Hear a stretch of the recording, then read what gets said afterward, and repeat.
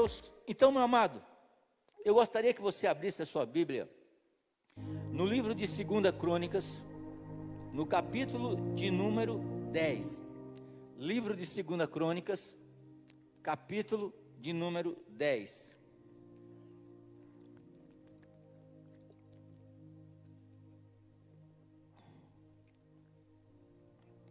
Diz o seguinte: foi Roboão a Siquém, porque todo Israel se reuniu lá para o fazer rei.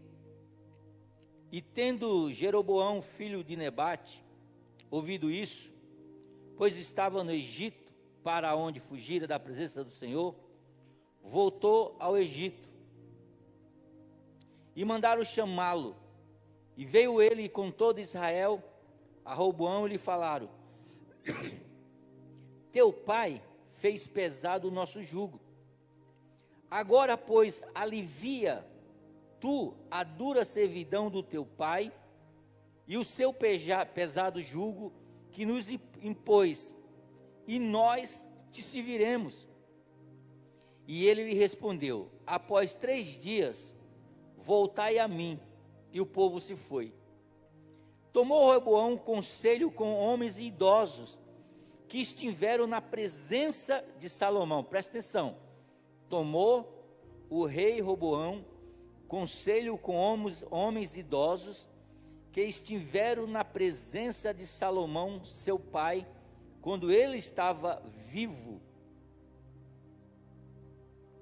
E perguntou: como aconselhais que responda a este povo?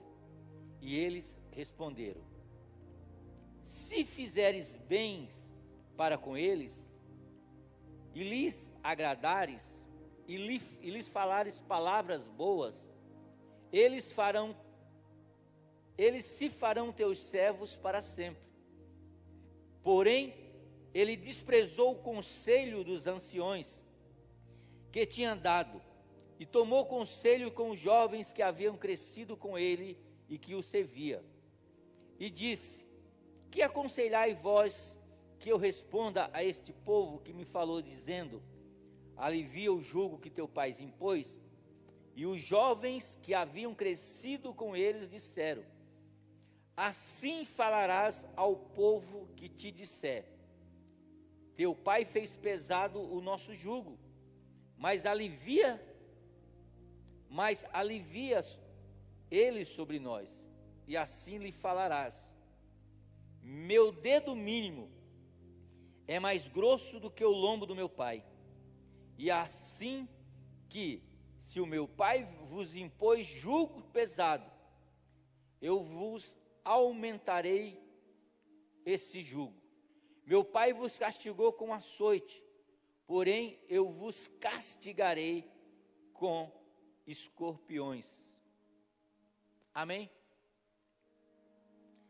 Presta atenção no que eu vou falar para vocês. O rei Davi, ele foi o 2º rei de Israel. Até hoje foi um dos melhores reis de Israel. E a Bíblia diz que na velhice de Davi, Davi propôs no seu coração fazer um templo ao Senhor, construir um templo magnífico a Deus.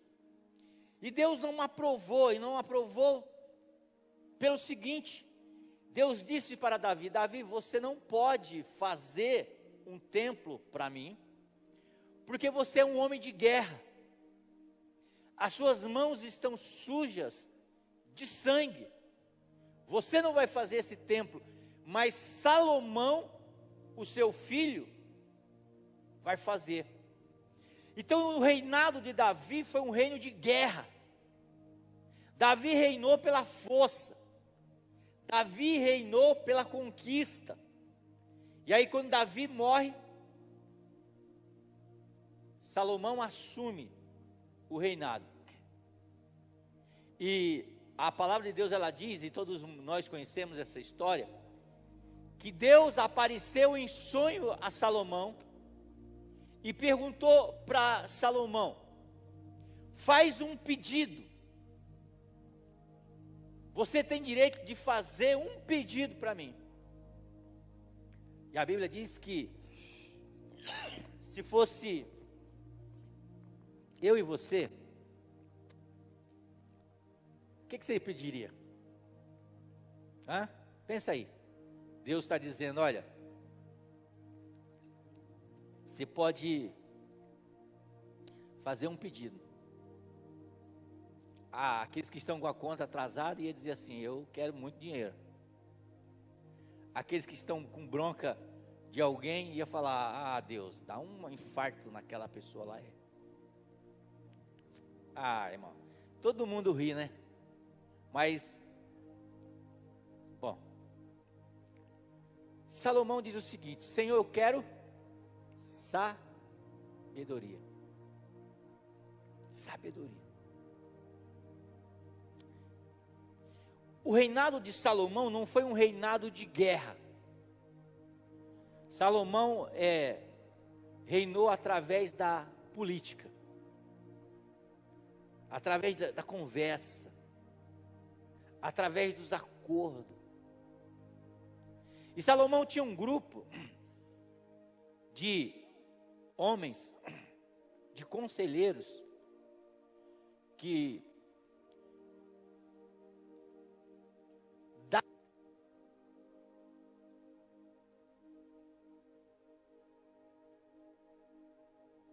quem teve Covid sabe que isso fica de vez em quando. Salomão tinha um grupo de pessoas que quando ele ia tomar uma decisão, ele se aconselhava com essas pessoas. Por isso que o reino de Salomão foi um reino de paz, e não de guerra. Porque é um reino que foi construído através de conversa, através de acordos, através de receber conselhos. E agora Salomão morre, e o seu filho Roboão, jovem, assume o reinado. E o povo chega até ele e diz assim, olha, o teu pai, porque Salomão para construir o templo magnífico e a sua casa magnífica, o que ele fez? Ele aumentou imposto. Então você acha que esse negócio de aumentar imposto é só da nossa época atual? Não, irmão, já existia antes, para se manter a máquina, para se manter o governo. É igual hoje, você passa no mercado, você não sabe se você compra 1 litro de leite, 3 litros de leite, ou você passa na fazenda e compra uma vaca. Tudo caro. E Salomão aumentava os impostos. E aí o pessoal, quando Salomão morre, o povo chega até Roboão e diz, olha, o teu pai, ele nos sobrecarregava com muitos impostos. Então se você diminuir os impostos, eu voto em você. Está entendendo? Se você diminuir, se você fizer a minha vida ficar um pouco mais fácil, eu voto em você. A gente está contigo, Roboão. Ele diz o seguinte, olha, vocês vão e voltem daqui a 3 dias. Aí ele chama os conselheiros, os anciões, seriam aquelas pessoas mais velhas que aconselhavam Salomão. E aí ele expõe aquilo que o povo estava falando. Sabe o que os anciões dizem, o pessoal mais velho diz o seguinte, olha, realmente Salomão exagerava nos impostos. Se você conseguir diminuir o ICMS lá na distribuidora, viu? A irmã falou, fala. Escute isso aí. Se você lá na distribuidora, vai aliviar o peso de cima da nossa vida. E aí o povo vai te amar. Vai ou não vai? Vai te amar.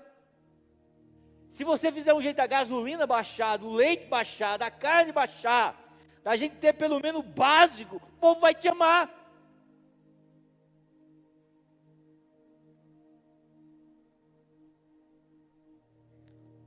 Aí ele sai de lá e vai ter conselho com a molecada da idade dele, de 20 anos, que não tinha vivido nada ainda. Falou: não, filho, agora é você que manda. É você que manda. Fala para ele o seguinte: não, se você acha que meu pai estava cobrando, você estava pagando R$7 no litro de leite, não, agora você vai pagar 10. Você acha que a gasolina estava R$7, você achou que está caro? Não, mano, vai chegar a 15. Fala para ele. E ele foi lá e falou. E aí o povo, naquele momento, o povo falou assim: a gente não tem nada a ver contigo. Impeachment. Até ali o povo de Deus era unido. A partir do momento houve o que? Um racha. Porque de 12 tribos, uma ficou só com Roboão, as outras se dividiram. Você está entendendo? Tem uma frase bem antiga que eu ouvia em casa quando eu era pequeno, que dizia o seguinte: se conselho, quem lembra dessa frase? Se conselho fosse bom, não se dava, se vendia. Essa é uma frase. Se conselho fosse bom, não se dava, não se vendia. Mas quem falava essa frase?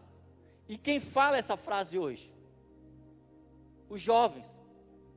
Não, eles não. O senhor nunca viu falar. Lógico que vocês não falam do jeito que eu estou falando. Vocês falam na maneira de vocês ouvirem e fazerem tudo diferente daquilo que a gente fala para você fazer. Vocês não falam assim: esse conselho não é bom, porque se fosse bom você não me dava, você vendia. Não, vocês falam isso, só que não falam com palavras, porque o corpo comunica também, as nossas atitudes comunicam também, aquilo que eu faço comunica aquilo que eu quero falar, aquilo que está dentro do meu coração. Então hoje a coisa mais difícil é você aconselhar um jovem, você dizer: olha, você precisa andar por isso, você não pode fazer isso, porque o nosso jovem acha que nós somos o quê? Velhos. E por ser velhos, nós não sabemos de nada. Você não sabe de nada. Ei, mas deixa eu dizer uma coisa para os jovens que estão aqui, para aqueles que vão nos ouvir depois ou aqueles que estão nos ouvindo. Você sabia que essa geração é a primeira geração em que o QI, ou seja, a inteligência dos jovens, elas são inferior à dos seus pais. Ou seja, os pais hoje são mais inteligentes do que os filhos da atualidade. E todas as outras gerações não, os filhos que nasciam, eles iam crescendo e eles se tornavam mais inteligentes do que os seus pais, e por isso que nós chegamos até onde chegamos. Mas nós não sabemos como é o nosso futuro, porque estudo de algumas universidades dos Estados Unidos, algumas universidades do mundo, diz que a geração de hoje, ela é uma geração mais ignorante do que a geração dos seus pais. Porque a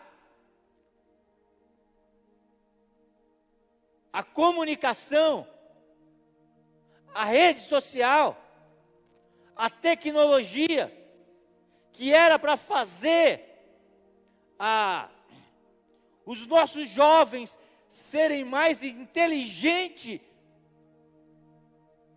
do que nós, estão tornando eles mais burros do que nós. Então, você que é mais velho do que eu, né? Você que é mais velho, tem filho, tem neto, olha, você é mais inteligente, segundo os estudos, e eu creio isso. Eu não sei, tem alguns jovens aqui, não vou pedir para levantar a mão, mas pode me encarar, estou te vendo. Eu quero que você entre lá para mim, lá ali, vou abrir o computador e vou pedir para vocês fazerem, os jovens aqui, adolescentes. Eu quero que vocês façam ali, usem uma planilha de Excel. Vocês não sabem. Tirem, dê um notebook novo para o seu filho, tire a internet dele, e ele não vai saber fazer mais nada com aquilo. Estou mentindo, sim ou não? Hã? É ou não é, Robson? Você que tira. Por quê? Porque a geração hoje é a geração que ela acha que ela sabe tudo. Então, se você tirar a internet deles, ele não sabe o que fazer com o celular. Pode dar um celular de 12 mil reais, tire a internet dele e ele não sabe o que fazer com aquilo. Você sabia, jovem e adolescente, que o celular ele também liga?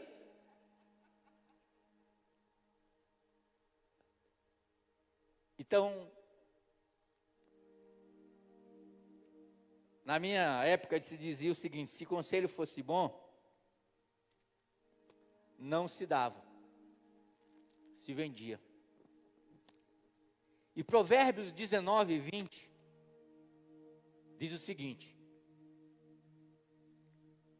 19, 20 e 21. Eu quero ler na versão NVT, nova tradução na linguagem de hoje. Diz o seguinte: obtenha todo o conselho e instrução que puder, e você será sábio para o resto da vida. Pessoas como eu, cinquentão, eles não são mais burros do que eles têm, porque o que traz a sabedoria ou melhor, o que traz o conhecimento é a sabedoria do tempo, a vida. O melhor professor é a vida. Por isso que as pessoas que são mais velhas que você, elas estão habilitadas a te aconselhar. Por quê? Porque elas estudaram na melhor escola que existe em todo o planeta Terra, a vida. E não existe, aprenda uma coisa, eu estava conversando com a Suelen, sexta-feira, estava indo para casa, conversando com ela, e dizendo, não existe, ela disse que o professor, ela tirou uma onda, ela falou assim, que o professor dela criticou o jeito de avaliar, que ele não concordava com a história de aplicar provas, né? E aí depois que ele fez isso, ele aplicou uma prova, ela falou que foi irônico, né? E eu falei assim, eu sempre falei para você que eu também não concordo com essa história de você avaliar alguém aplicando uma prova escrita, uma prova. Por quê? E aí eu falei, por exemplo, eu aqui, eu estou na minha linha de conforto, eu prego desde 92, eu já me converti pregando. Então eu estou na minha linha do conforto.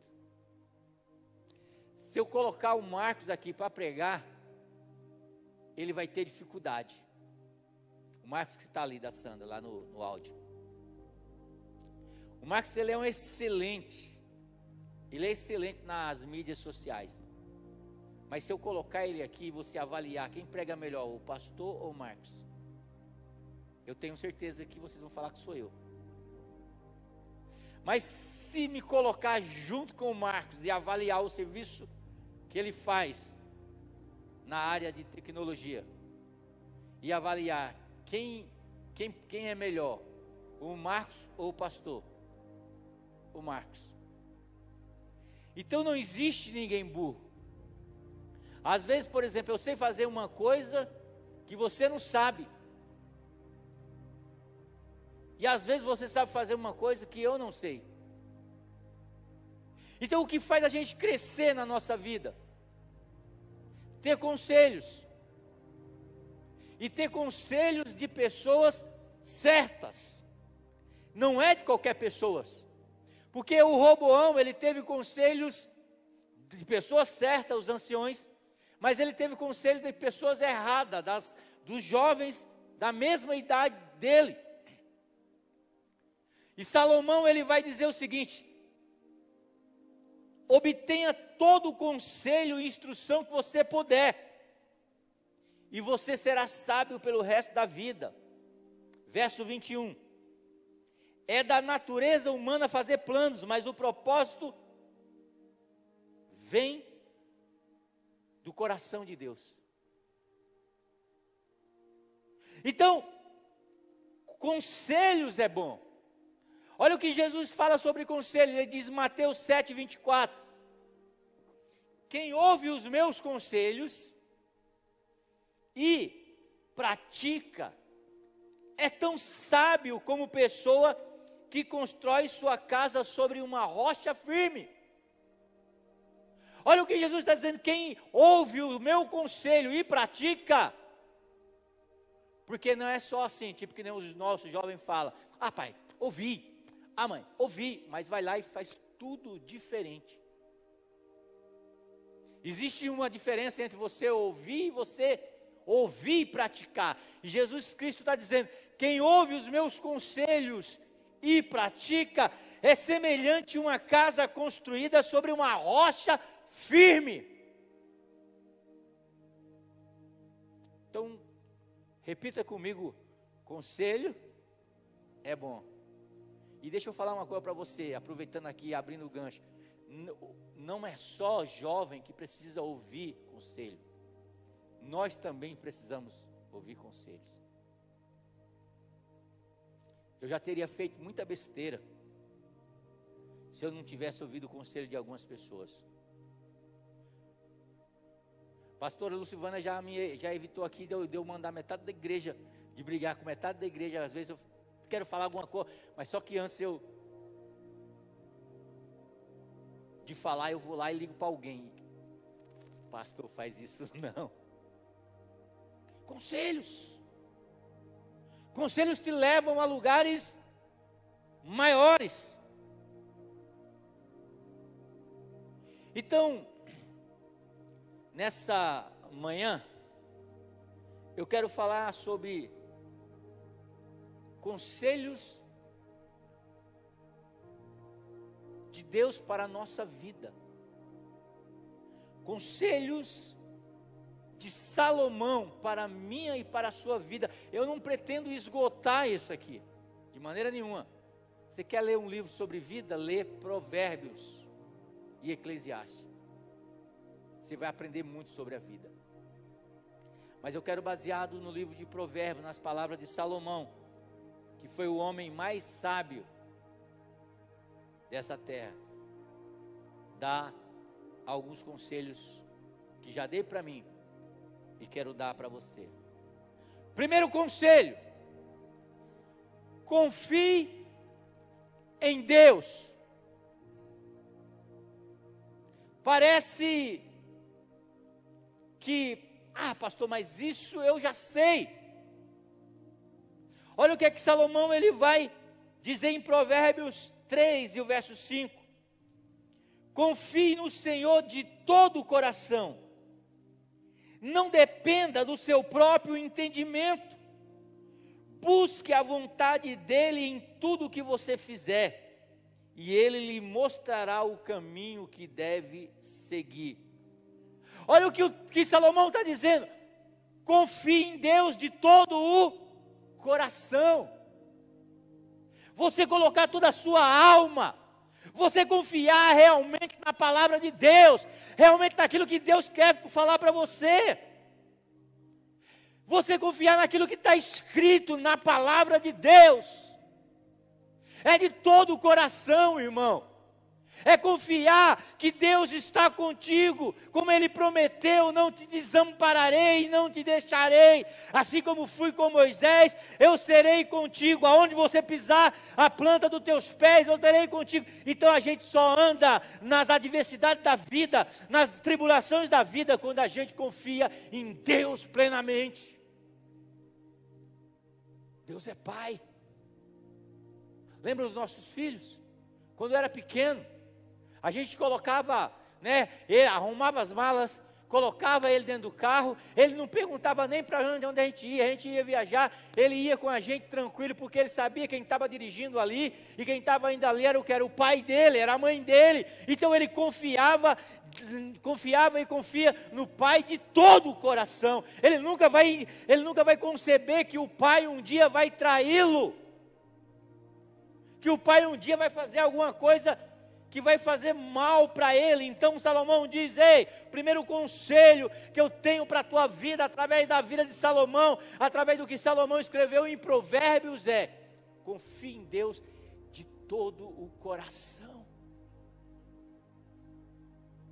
Você está confiando em Deus de todo o coração? Mesmo quando tudo não dá certo, mesmo quando as coisas não estão caminhando do jeito que a gente quer, mesmo quando a gente olha para a nossa vida e a gente diz: por que isso não faz sentido? Deus diz: confia em mim de todo o coração.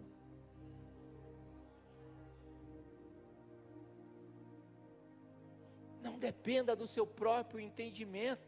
As maiores enrascadas da nossa vida, nós entramos nela, porque nós tentamos resolver com o nosso próprio entendimento. Sabe, meu irmão, e a gente só vê a nossa visão, ela tem um grau. Eu não consigo enxergar ali para trás, eu só consigo enxergar essa visão aqui, ó. Diz que a coruja, ela enxerga melhor do que a gente, ela tem uma dimensão de enxergar melhor do que a gente, e a gente enxerga, e a gente pensa que enxerga tudo, mas Deus, Ele enxerga tudo, e é por isso que a palavra de Deus, ela diz: confie nele de todo o coração, e não se estribe no seu próprio entendimento.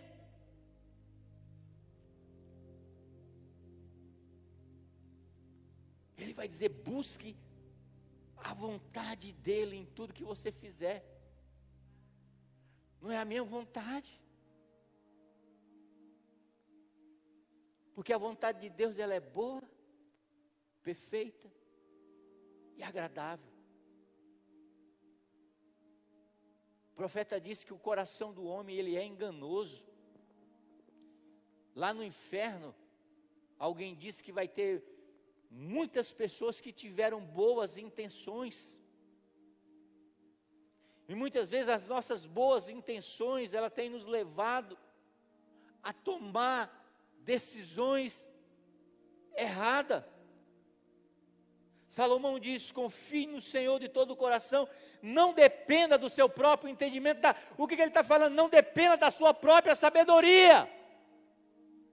Eu sei fazer isso, o jeitinho, a gambiarra, porque o nosso jeitinho eu chamo de gambiarra. Quem aí não faz, já fez uma gambiarra? Nós somos craque em gambiarra. Eu não sei fazer muita coisa não, mas gambiarra, pensa, eu sei.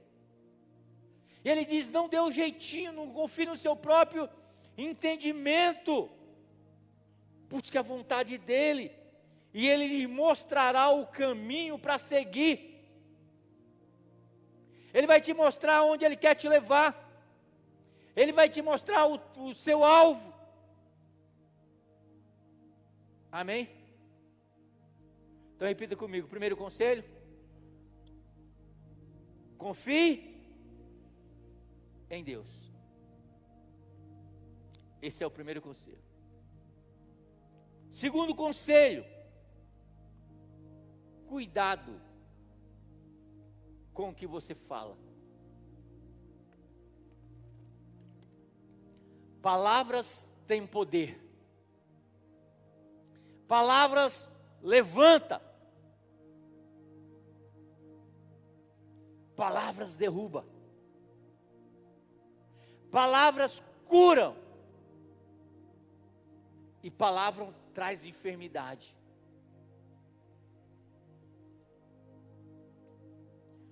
Por isso que Jesus Cristo disse que toda palavra dita por nós, nós vamos prestar conta. Vamos prestar conta. Olha o que Salomão vai escrever: quem controla a língua terá vida longa. Quem fala demais, a minha avó dizia, dá bom dia a cavalo. Salomão diz, acaba se arruinando. Aquele que controla a língua, ele vai mais longe. Aquele que... Eu tinha um problema até um tempo atrás aqui, eu lembro disso. Qual era o meu problema? Eu ia conversar com uma pessoa, eu não deixava a pessoa falar, eu sempre falava. Eu dava um jeito de cortar.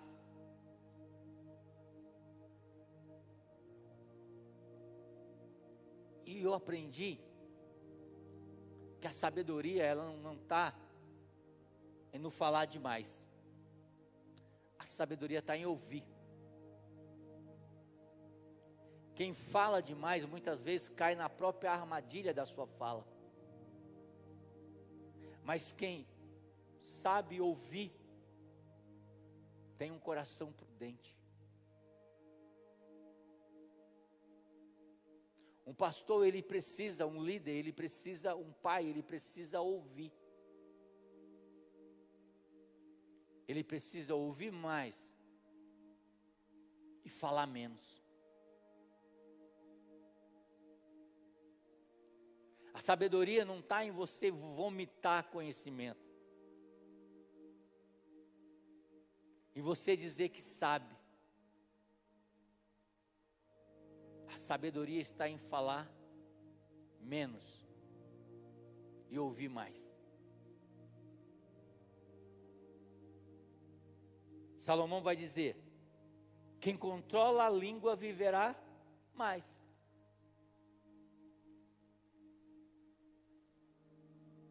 Quem fala demais, acaba arruinado. A Bíblia vai dizer o seguinte, que a fala, você falar precipitadamente, na época, a arma mais potente era o arco e flecha.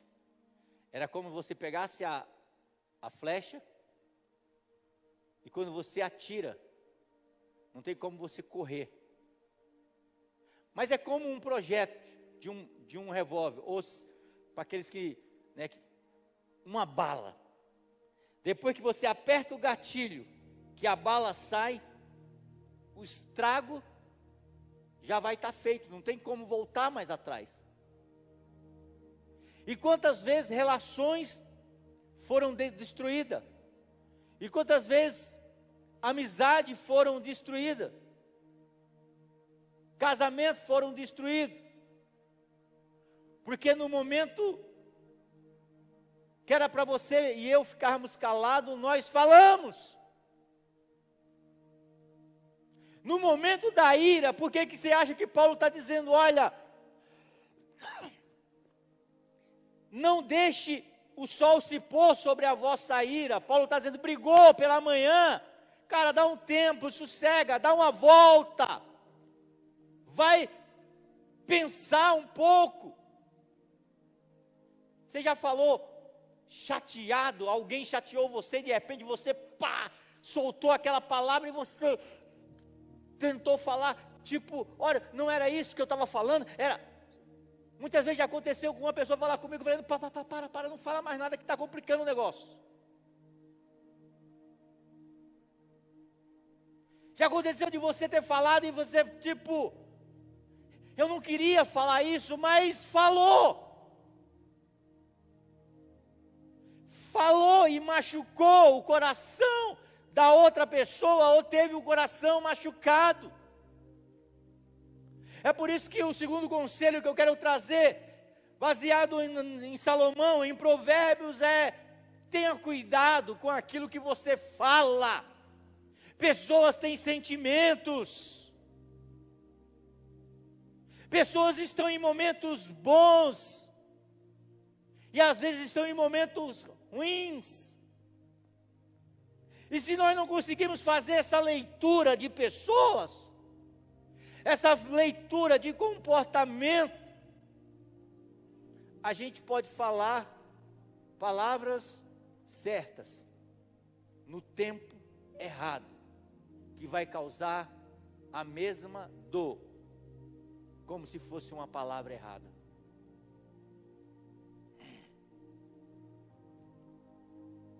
Salomão vai dizer o seguinte, que como uma maçã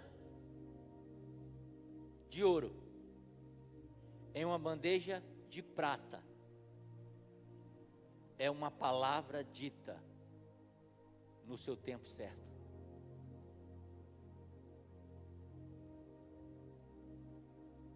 Você está entendendo? De vez em quando eu caio nesse tipo de armadilha com a pastora Silvânia. Eu chamo ela assim e falo assim, ó, eu queria falar isso contigo. Ah, que bom, eu estava esperando faz mais de 3 meses uma oportunidade para falar com você sobre isso. Eu me lasquei. Ela esperou e eu podia ter esperado.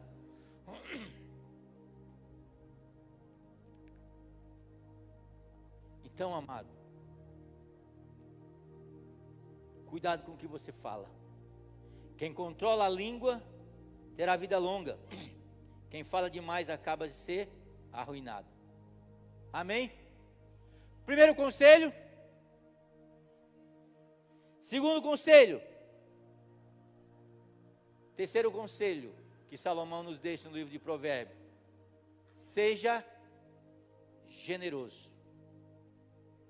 Provérbios 11, 25 diz: o generoso prospera, quem revigora outro será revigorado. Seja generoso. Seja generoso nas palavras de carinho que você tem para dar para outra pessoa. Generosidade é algo que a gente não deve economizar. Repita comigo: generosidade é algo que não se deve economizar. Se você tem alguém que ama, irmão, fala para essa pessoa todo dia: eu te amo, eu te amo, eu te amo. Mostra que ama. Usa palavras bonitas. Seja generoso. Se você vai abençoar alguém, irmão, seja generoso. Vai ofertar na casa do Senhor, ô irmão, para de miséria. Seja generoso. Então tudo que você for fazer, faça com generosidade, porque a Bíblia diz que o generoso, ele faz o quê? Ele prospera. Aquele que abençoa será abençoado. A gente tem que doar algo que está na nossa vida para poder abrir espaço para Deus nos dar mais. Generosidade é você abrir espaço na tua vida para Deus colocar mais. Não tem como Ele colocar algo na tua vida se você é uma pessoa mesquinha, se você é uma pessoa que não é generosa. Você tem que abrir espaço na tua vida para Deus colocar mais. Vai lá no guarda-roupa, irmão. Tira as roupas que você não usa. Abre espaço. Doa para alguém que precisa. E eu não estou falando de mulambo não, irmão. Mulambo você queima.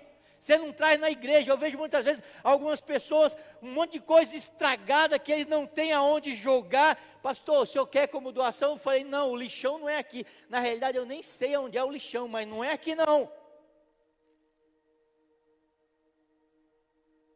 Porque a gente tem que doar o que presta.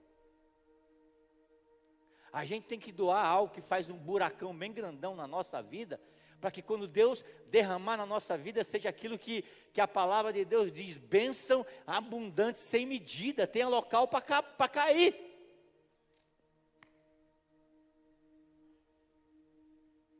Aquela mulher, viúva, ela tinha só um pouco de azeite. E o profeta diz, me dá. E ela deu, e a Bíblia diz que quando ela começou a derramar, não parava. Traz vasilha, colocava. Traz vasilha, e o azeite derramava. Até que ela disse, traz vasilha, não tem mais, acabou. Eu vi esses dias aqui, sexta-feira, a gente ganhou esse caminhão, né? E o concreto, a gente fez uma medida, irmão, se tem uma pessoa que não tem fé, é crente, né? A gente pensou assim, cara, vai vir o caminhão, então mais ou menos vai ser aqui, né? Também a gente fez a cor, mais ou menos vai ser isso aqui, ó, que vai dar de concreto. A gente molhou, aí o caminhão veio, aí começou, aquele concretão lá, e a gente, pá, e começou quase a metade do estacionamento, e não parava, cara, e o pessoal ficava assim, e não vai parar mais, tá igual, eu falei, é benção sem medida, e não vai parar mais, e, cara, parece que lá no fundo a gente era tipo, para esse negócio aí, porque não parava mais, porque enquanto tiver para Deus, enquanto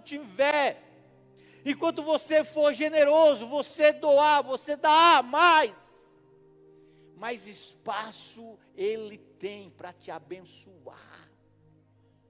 Então se você vai se é dizimista nesta igreja, quando você for dar o dízimo, separa também uma oferta boa, porque Deus, Ele quer te dar mais. Isso se chama generosidade. Se você fala para alguém que você gosta de alguém, mostra para essa pessoa que você gosta dela, abraça ela, fala para ela que ama.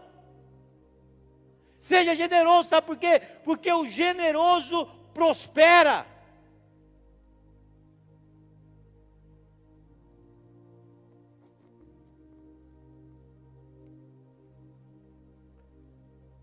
Amém.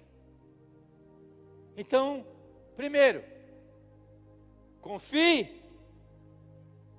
Segundo, cuidado. Terceiro, seja. Quarto, evite a arrogância. Provérbios 11, 2. Diz o seguinte: o orgulho leva à desgraça, mas com humildade vem a sabedoria. Aprenda uma coisa, eu não sei tudo. Tem alguém que sabe melhor do que eu? Eu tenho que estar com o meu coração sempre disposto a estar aprendendo. Eu não sei tudo. Eu não preciso ser uma pessoa arrogante. Eu sou pastor da 8ª.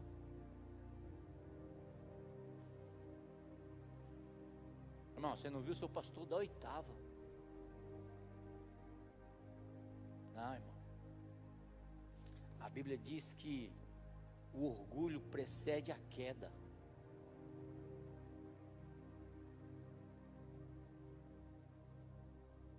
A maioria das pessoas que me conhecem, esses dias eu fui numa loja de perfume comprar um perfume para minha esposa, e eu conversei quase 1 hora com as pessoas lá. E depois de 1 hora que entrou uma conversa lá, que eles descobriram que eu era pastor da 8ª. Mas você é pastor da 8ª? Eu sou. Mas você não parece? Eu falei, eu sou igual o Denorex.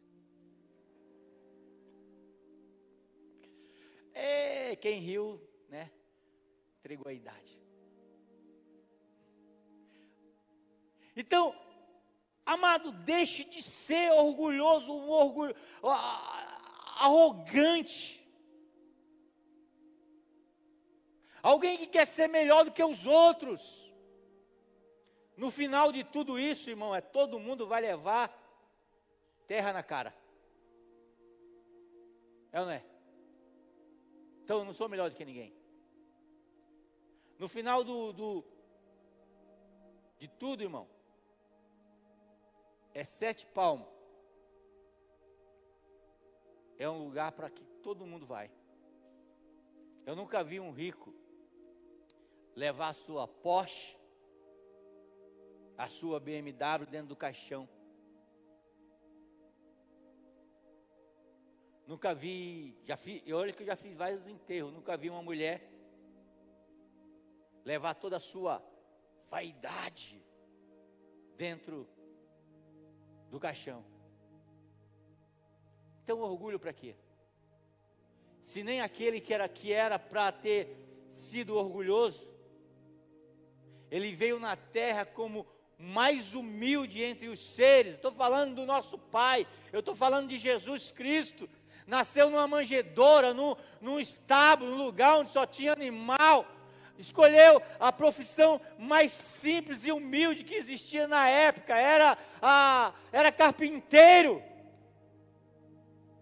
Não tinha um lugar, segundo ele mesmo disse, dele mesmo, para dizer: esta é a minha mansão, é o lugar onde eu volto para descansar. Ele diz: olha, os lobos têm os seus convis, mas o Filho do Homem não tem nem onde colocar a sua cabeça, reclinar a sua cabeça. Ao mesmo tempo dele não ter nada, ele tinha tudo, porque tudo era dele. Filipenses diz: ele sendo Deus, não teve por soberba, usurpação e ser igual a Deus, mas ele se esvaziou, se tornando em forma de servo, de humilde, e por isso Deus o exaltou e lhe deu um nome que está acima de todo nome, que é o nome de Jesus. Se dobre todos os joelhos nos céus e na terra. Você quer ser exaltado, irmão? Não seja orgulhoso. Não seja arrogante. Amém? Quinto conselho de Salomão para nossas vidas: valorize o ensino. Provérbios 13 diz: quem despreza o bom conselho se envolve em dificuldade. Quem respeita o mandamento será bem-sucedido. Então, amado, valorize o aprendizado.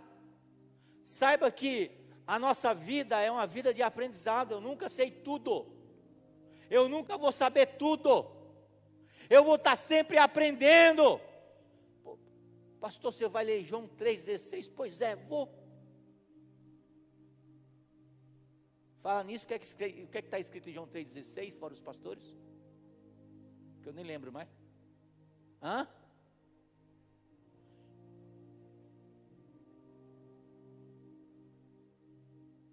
Quando você souber disso tudo sem ter dúvida nenhuma, eu paro de falar. Porque Deus amou o mundo de tal maneira que deu o seu Filho unigênito para todos aqueles que nele crê, não pereça, mas tenha vida eterna. Valorize o aprendizado. Saiba que Deus quer te ensinar todas as coisas, todo dia, a mesma coisa, de uma maneira diferente, porque a palavra de Deus, ela não é estática, é uma palavra que se move, é uma palavra que se renova todo dia. Então todo dia esteja aprendendo de Deus, esteja aprendendo coisas novas. Quem não aprende, irmão, fica para trás. Você sabe a minha primeira profissão? Torneiro mecânico. Fiz um curso lá no Senai. Quem sabe o que é um torneiro mecânico? Comecei a trabalhar naqueles, pegava as barras de ferro, colocava no torno, pegava o paquímetro, o tímetro ia medindo o negócio lá, pá, e transformava aquilo numa peça. E agora eu sou torneiro mecânico. Em menos de um ano entrou uma maquininha chamada torno CNC. Ali já mandou embora umas pá. Depois do torno CNC já mudou E já deve ter mudado muito lá, que vocês pegam, joga a barra lá e já sai um carro montado. E aí quem não se atualiza, quem não aprende, fica para trás. Ah, pastor, eu não quero ganhar, eu ganho tão pouco, sabe? Eu ganho, né, eu lembro de uma história do rapaz reclamando porque estava sendo... Ah, mas eu vou ganhar um salário para lavar alface aqui, ser ajudante de cozinha. Aí perguntei, você faz alguma coisa a mais? Não. Eu falei, então, ajudante de cozinha, tá bom.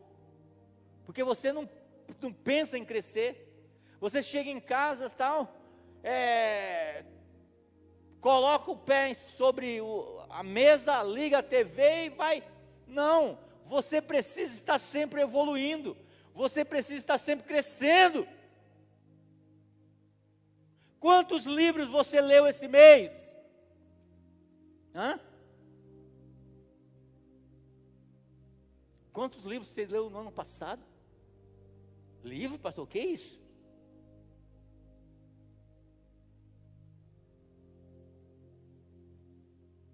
A minha filha menor, né, eu tinha um fone de ouvido, sabe aqueles fones sem fio, né? E ela estava com a cobiça no meu fone, a Suelen. E aí eu falei para ela, você quer meu fone? Quero. Então se você ler esse livro, eu te dou. Isso era, eu acho que, sexta-feira mais ou menos. E se você ler até quarta-feira, eu te dou. E o livro, irmão, para quem não lê, mais de 400 páginas. Não lembro que livro que era. E aí, ela me entregou, se eu não me engano, na segunda. Dei o fone para ela, só que junto com isso veio o quê? Um desejo de ler. E hoje ela lê em torno de 2, 3 livros por mês. Esses dias aí fez o Anderson, mas a Andressa fez com que eles fossem com ela lá na Bienal do Livro, lá em São Paulo. Fez com que a minha esposa travasse o cartão, porque você faz a primeira compra, aí fica os dados registrados. Travasse que se tivesse uma compra pela internet, para chegar primeiro o comunicado para ela autorizar ou não. Por quê? Porque aprendeu o gosto de ler. E ler é conhecimento. E conhecimento não te deixa para trás. Então valorize o ensino, o aprendizado. Muitas vezes a gente está ali, ó, eu digo, olha, estou fazendo um seminário disso e disso. Aí a gente vê um povo que não quer aprender nada. Você está trazendo ali, cara, 20, 30 anos de conhecimento que você aprendeu durante todos os anos da sua vida, se esforçando. A pessoa não quer ficar ali 2 horas, não quer vir na igreja 2 horas, não quer participar online ali por 2 horas, e ele quer que a vida dele muda. E nada muda se nós não mudarmos. A mudança começa primeiro dentro de nós, ela passa pela nossa mente. Existe uma ponte quase que não se dá para passar, que é a ponte entre o querer e o realizar. Querer todo mundo quer, mas atravessar essa ponte, poucos querem. Você quer mudar a sua vida, mas você não faz nada para mudar a sua vida. O que um curso de inglês grátis pela internet que tem lá poderia fazer na sua vida? Uma promoção, um curso de espanhol. Até o tempo que a gente gasta à toa, a gente poderia selecionar mais como é que a gente poderia gastar esse tempo à toa de uma maneira que a gente aprendesse mais. Então o conselho de Salomão é esse. valorize o ensino.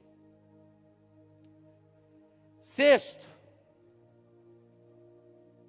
avalie antes de agir. Não tome decisões precipitadas. Provérbios 14, 15 diz: o ingênuo acredita em tudo que ouve. O prudente examina seus passos com cuidado.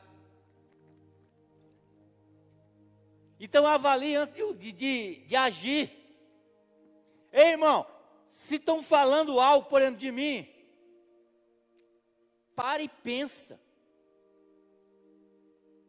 Pode ser que não seja verdadeiro, ou pode ser que eu seja pior do que isso. Não haja por emoções. Eu lembro que uma vez eu fui atender uma esposa, e ela carcou, mas ela falou tanto, falou do marido dela, sabe? Quando ela terminou ali naquelas 2 horas de atendimento, a vontade que eu tinha, se eu visse aquele homem na minha frente, eu ia bater nele. Eu fiquei com tanta raiva do que ela falou, do que ele estava aprontando, que eu ia bater nele.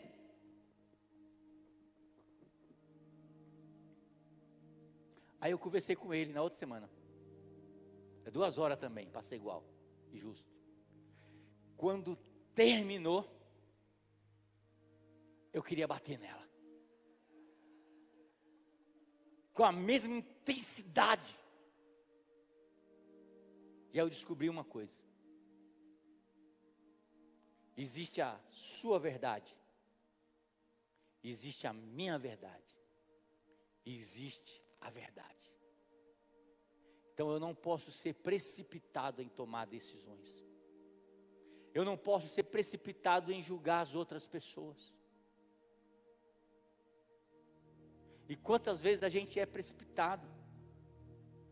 Alguém fala, pô, aquele pastor da 8ª igreja é chato. Aí você já entra aqui armado. Não vou lá não, porque ele é chato.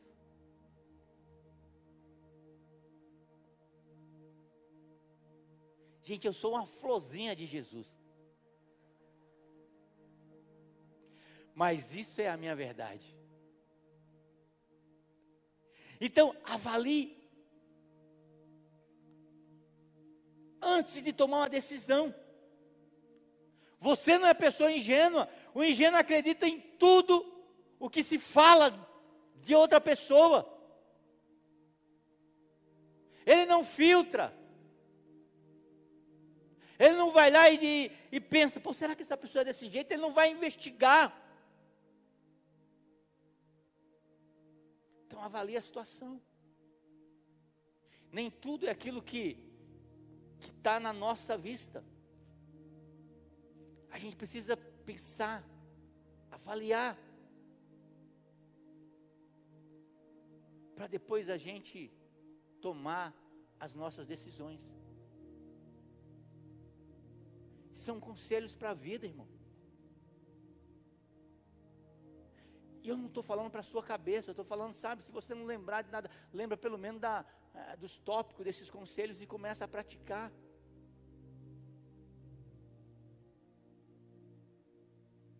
O nosso julgamento muitas vezes vem através das nossas experiências. E a sua experiência com algo pode ser diferente da experiência de outras pessoas. Você não vai acreditar, eu não gosto de jiló.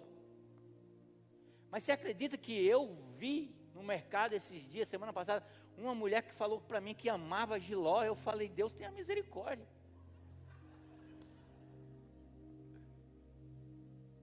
Você entendeu, meu amado? Porque cada um tem um jeito, uma maneira. Então avalie. Ah, mas eu não gosto de jiló. É porque o jiló jiló é jiló, né, irmão? Mas a mulher gostava de jiló e ela se eu não me engano, estava R$7 o quilo de jiló. Eu falei, nem os porcos comem aquilo lá. E ela enchendo a vasilha. Então não é porque eu tive uma experiência ruim que aquela pessoa foi ruim, que ela vai ser ruim para você.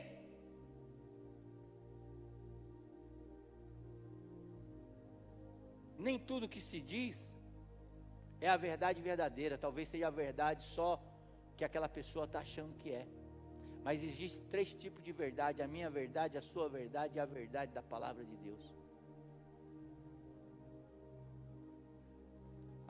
Existe 3 tipos de julgamento: o julgamento que a gente julga pela minha ótica, o julgamento que você julga pela sua ótica e o julgamento que a gente julga pela palavra de Deus. Então aprenda a avaliar. O último, canta o último para mim, que estava tão legal. 7, aprenda a se controlar. Provérbio 16:32 diz: é melhor ser paciente que ser poderoso. É melhor ter autocontrole do que conquistar uma cidade. Quem já fez essa frase, esse pensamento? Mas se eu fosse Deus, eu ia fazer isso. Você já imaginou se Deus fosse uma pessoa igual eu e você, descontrolado? Ô irmão, tu já estava no inferno. Tu estava queimando assim, ó, no mármore do inferno. Não só você, nós estava pulando lá na mármore igual uma pipoquinha. Mas sabe por que isso não acontece? Porque a Bíblia diz que Deus, ele não é descontrolado. Ele tem controle sobre todas as coisas. Então, meu amado irmão, o último conselho que eu quero dar para você é: aprenda a se controlar. É melhor ser paciente e controlado do que ser poderoso. Já imaginou essas pessoas por aqui que andam armado e que naquele momento de ira ela tira a arma e pá, mata alguém, porque naquele momento ela tinha o poder, mas não sabia se controlar? Então o provérbio vai dizer: olha, é melhor ser controlado do que ser poderoso. É melhor aprender a controlar as emoções. Eu sei como você não já teve vontade de pegar uma pessoa assim? Lá no Ceará a gente chama assim, esganar.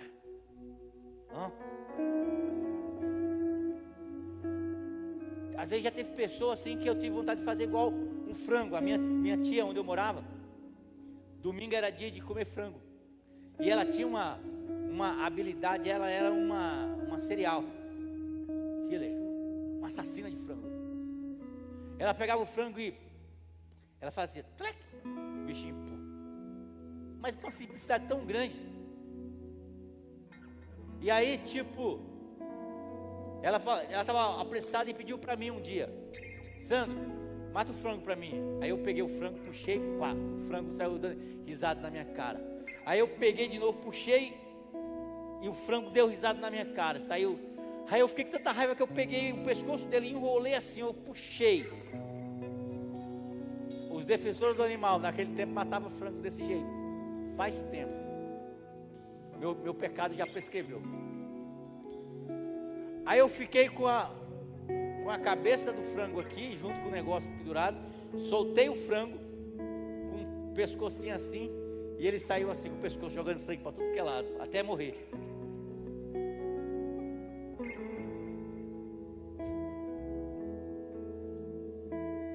A gente precisa aprender a se controlar. Tem pessoas que você quer esganar. Tem ou não tem?